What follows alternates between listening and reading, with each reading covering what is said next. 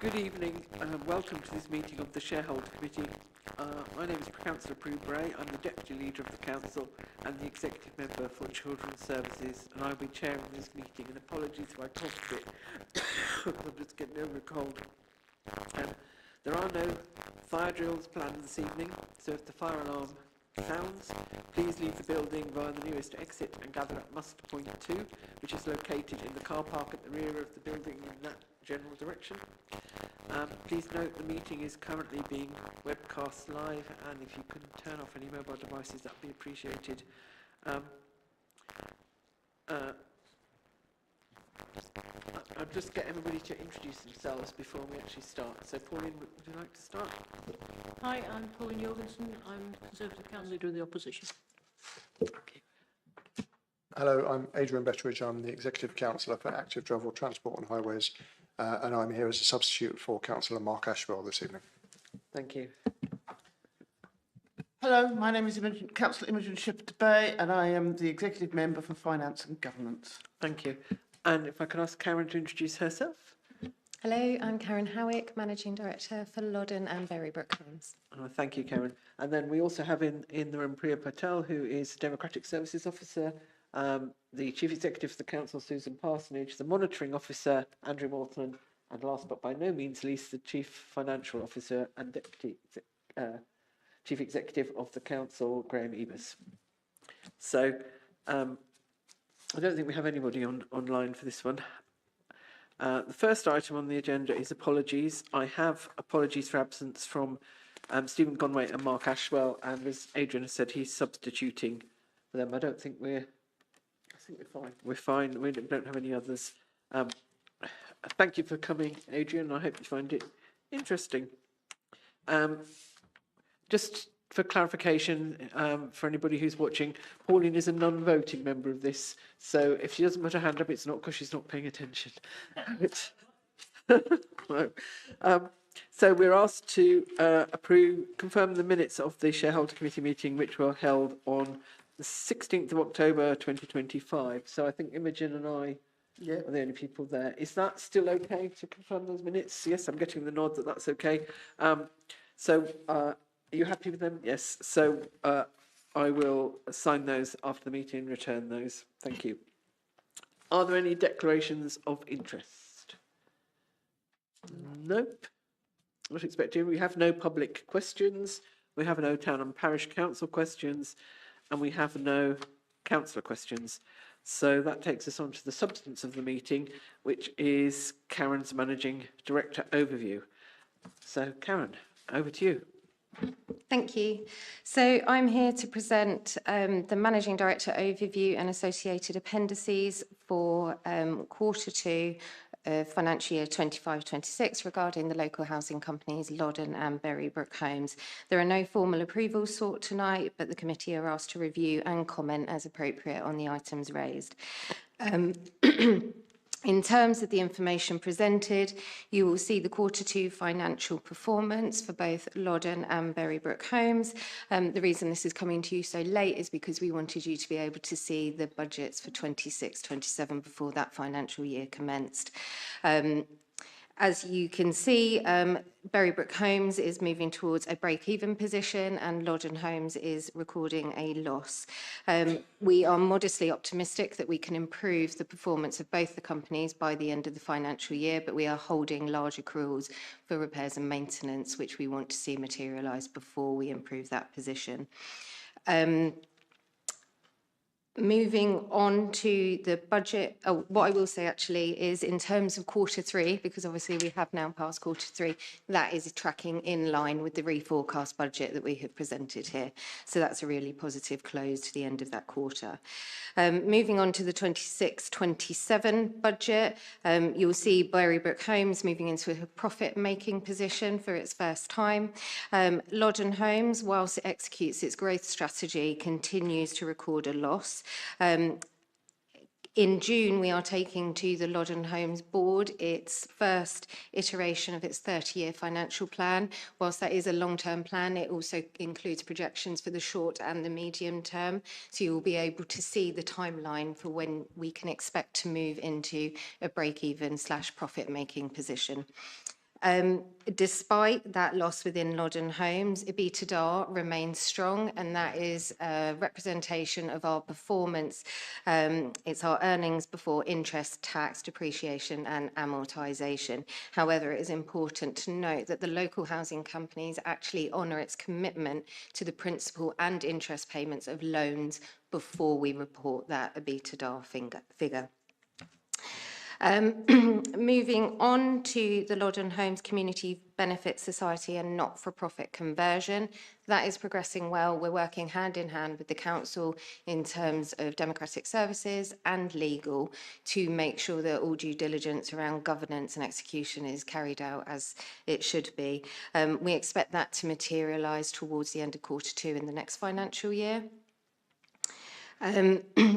KPIs, they're broadly positive.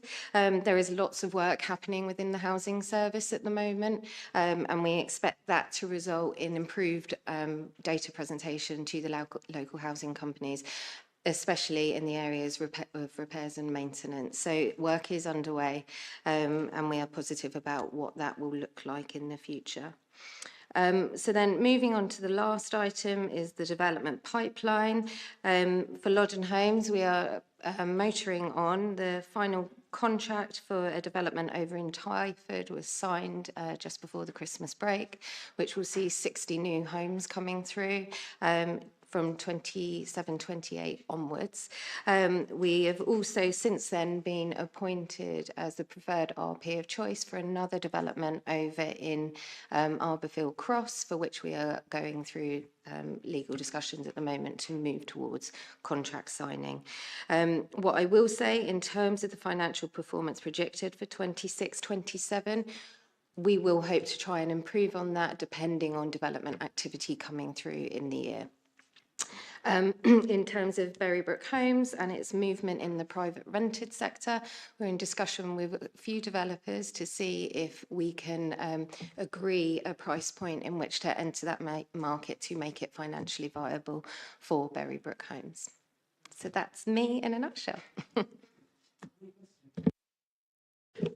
Thank you, Chairman.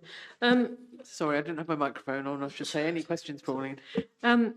Yeah, a couple of questions. Berrybrook Homes, could you explain this resolution of accounting treatment of Peach Place, please? Because I didn't understand it. I've got some more as well, but I'll let you do that one first. Yeah, that's fine. In terms of Berrybrook Homes, so with the ownership of Peach Place, we have a lease in place with Wokingham Borough Council as master freeholder for that site.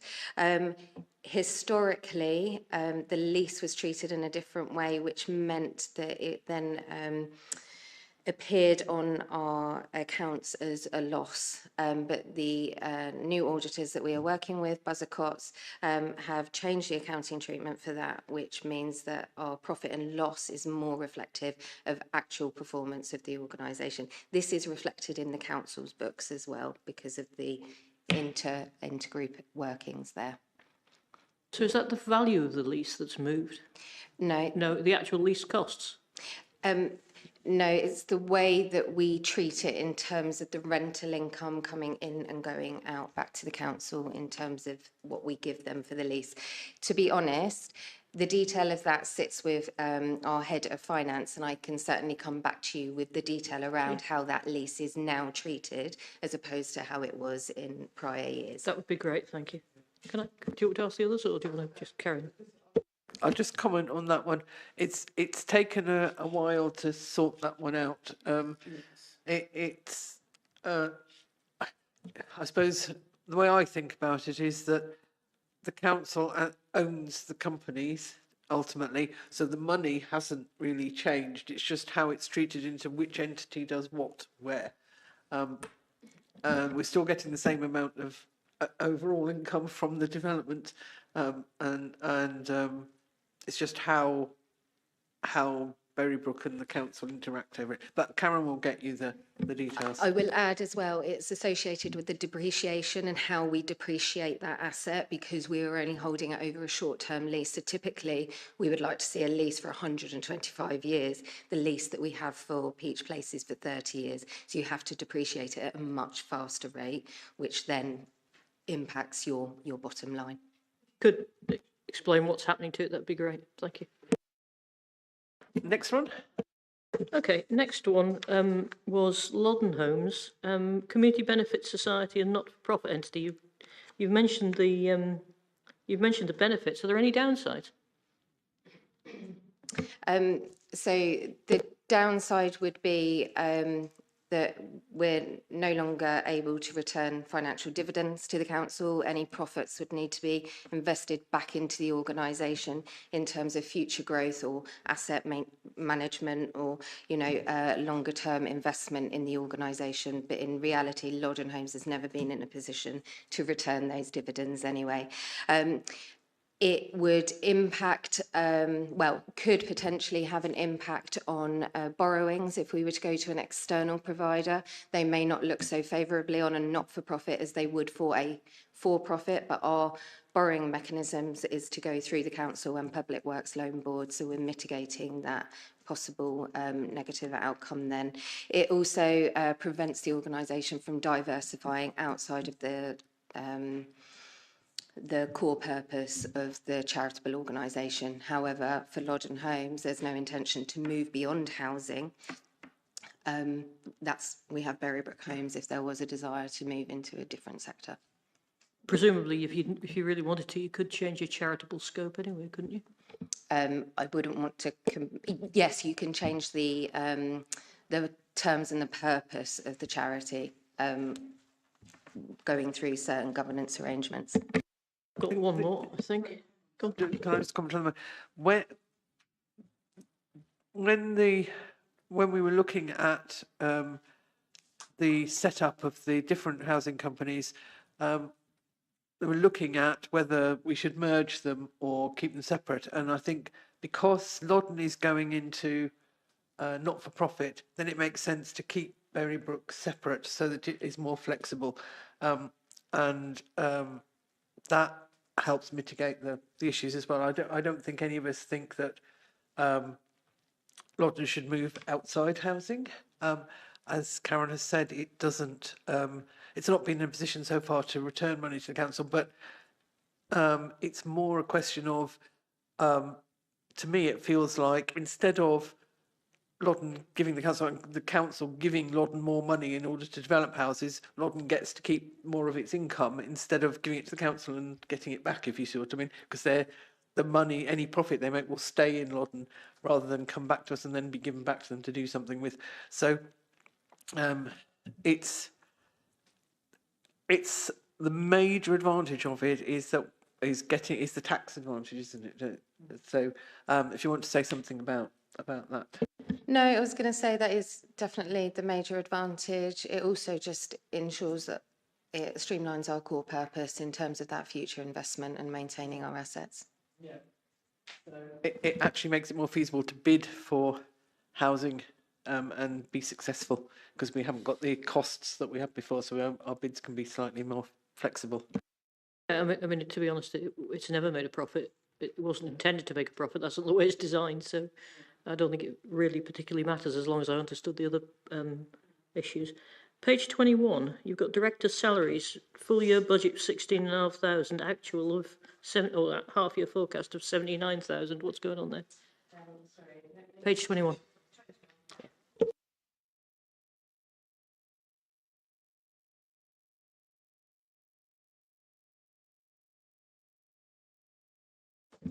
So I think that relates to the former managing director was paid under that line, and he has now left the organisation, whereas my salary is captured under employee costs. But again, I will confirm that. The real question is, why wasn't it forecast?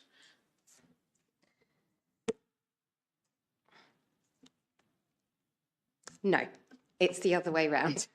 Sorry. My role has now moved into that line, whereas before it didn't sit on that line. It's not an increase in the money we spent, it's a moving about of the money. Yeah, Yes. in terms of where it's presented. And it shifted mid-year or something, yes? Yes, so I was appointed on the 1st of October. So where's the reduction?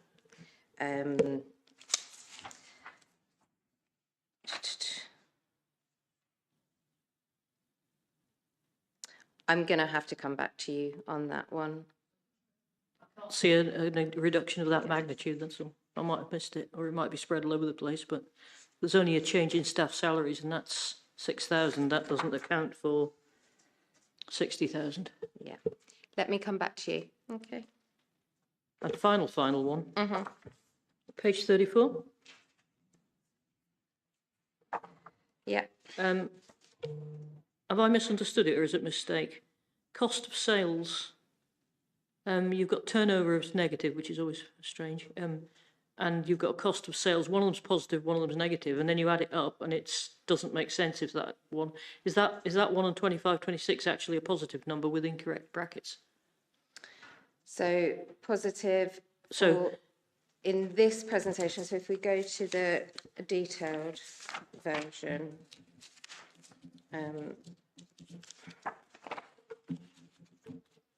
here we go. So is this for Berrybrook Homes? Sorry. Homes. it's just simple maths, I think. The turnover is 1.8 million. Yeah. The cost of sales is $1 million. The gross profit is 891,000. For the full year forecast, your turnover is 1.6 million. Your cost of sale is minus 877,000. So the gross profit, I don't think, can be minus No, 748,000. I think it shouldn't have brackets, and then if you do the sum, it works. Yeah, Yeah. I I'll think look it's at the just chief wrong. finance officer. Because we present them, but what we present to the council and what we present to the boards are in reverse of each other. So Yeah, that that's where doesn't the matter. I error think it's will have just a occurred. mistake. Yeah. Okay, again, we'll correct it and come back to you Thank with you. confirmation. Thank you. I think if you subtract one from the other, then you get the right figure. Yes. No, so it's just the brackets are wrong. Okay, didn't spot that when I read this. Sorry. Yes. Yes, it has. Okay. Anything else, Pauline? No. Adrian, do you have any questions? I don't. I found it all very interesting. Yep. Look forward to reading Yep. future reports a bit better informed. Thank you. No. Anything from you, Imogen? No, not really. I'm waiting for Logging Home to Yes. go plus side, but Yeah. yeah. But I think we're interested in the pipeline, that we were now getting a pipeline, which is a good thing to see. Yep. No, so congratulations on that, and thank you for your reports. And we're not asked to do anything with them other than, Do we have to agree No. anything? I think we're noting them. That's good. And So just noting. yes, just noting, we note the contents of the report and associated appendices and raise any questions, which I think we've done, in relation to the strategic positioning of the organisation against the objectives for delivery. The objectives of delivery are to deliver housing, and we're seeing that happen. So it's been an interesting journey over the last few years to get into the position where we actually have a pipeline, and we're very pleased to see it. So, yep. And I hope you've enjoyed your first 6 months as managing director. I have. It's a really positive time. Thank you. Right, in that case, everybody, I think that's the end of the meeting. Thank you very much.